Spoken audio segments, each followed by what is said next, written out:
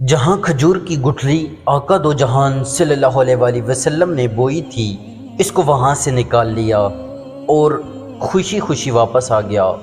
کہ اب کھجور کا نکلنا تو درکنار، کھجور کے درخت کا نکلنا ہی محال ہے۔ لیکن وہ نہیں جانتا تھا کہ جب معاملہ اللہ سبحانہ وتعالی اور اس کے رسول صلی اللہ علیہ وآلہ وسلم کے درمیان ہو تو دنیاوی اسباب بے معنی ہو جاتے ہیں۔ اگلے دن آقا دو جہان صلی اللہ علیہ وآلہ وسلم اور وہ یہودی مقام مقررہ پر پہنچے تو وہ یہودی یہ دیکھ کر حیران رہ گیا کہ وہاں بسم اللہ الرحمن الرحیم ایک بار ایک شریر یہودی نے محض شرارت میں حضرت محمد صلی اللہ علیہ وآلہ وسلم کی خدمت میں کھجور کی ایک گٹھلی پیش کی اور یہ شرط رکھتے ہوئے کہا کہ اگر آپ آج اس گٹھلی کو مٹی اور پانی کے نیچے دبا دیں اور کل یہ ایسا تناور کھجور کا درخت بن کر زمین پر لہلہانے لگے جس میں پھل یعنی کھجوریں بھی پیدا ہو جائیں تو میں آپ کی تعلیمات پر ایمان لے آؤں گا، گویا مسلمان ہو جاؤں گا۔ رسول مکرم صلی اللہ علیہ وآلہ وسلم نے اس کی یہ شرط تسلیم کر لی اور ایک جگہ جا کر آپ صلی اللہ علیہ وآلہ وسلم نے اس گٹھلی کو مٹی کے نیچے دبا دیا اور اس پر پانی ڈالا اور اللہ سبحانہ وتعالی سے بھی دعا کی اور وہاں سے واپس تشریف لے آئے۔ اس یہودی کو دنیاوی اصولوں کی کسوٹی پر یقین کامل تھا کہ ایک دن میں کسی طرح بھی کھجور کا درخت تیار نہیں ہو سکتا تھا، لیکن رسول مکرم صلی اللہ علیہ وآلہ وسلم کی ذات اقدس کی روحانیت اور آپ کا اعتماد اس کے دل میں کھٹک اور خدشہ ضرور پیدا کر رہا تھا کہ کہیں کل ایسا ہو ہی نہ جائے کہ کھجور کا درخت اگ جائے اور اسے ایمان لانا پڑے۔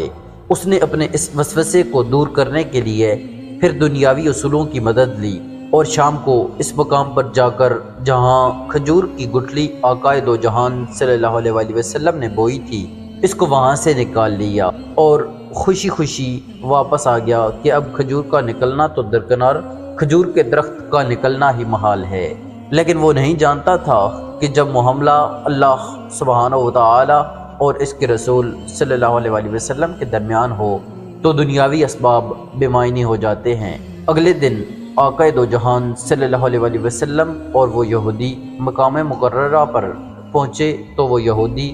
یہ دیکھ کر حیران رہ گیا کہ وہاں ایک تناور درخت کھجور کے گچھوں سے لدا کھڑا ہے۔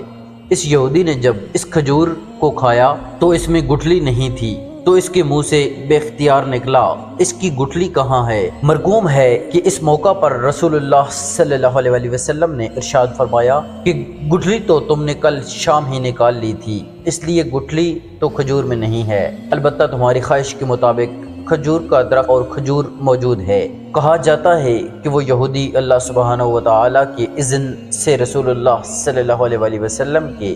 اس معجزے کو دیکھ کر مسلمان ہو گیا۔ اس واقعہ کے بعد سے آج تک بغیر گٹھلی والی معجزاتی کھجور مدینہ منورہ میں خوب اگتی ہے، دکانوں پر فروخت بھی ہوتی ہے۔ اس کھجور کا اصل نام سکھل ہے، اسے سخل بھی کہتے ہیں، اور اگر آپ کو نام یاد نہ بھی رہے تو آپ اسے بیدانہ کھجور کہہ کر بھی طلب کر سکتے ہیں۔ اب بہت زیادہ علم رکھنے والے بالخصوص نباتیات کے ماہرین یہ بھی پوچھیں گے کہ جب سکھل کھجور میں گٹھلی نہیں تو اس کی مزید کاشت 1400 سالوں سے کیسے ہو رہی ہے؟ تو بتانے والوں نے بتایا ہے کہ اس کے سوکھے پتے کھجور کے باغوں میں بھی مٹی میں مدغم ہو کر نئے پودوں کی بنیاد بن جاتے ہیں۔ دوستو، آپ کو یہ آج کی ویڈیو اچھی لگی ہو تو ہمارے چینل کو سبسکرائب کریں اور ویڈیو کو لائک کریں۔ شکریہ۔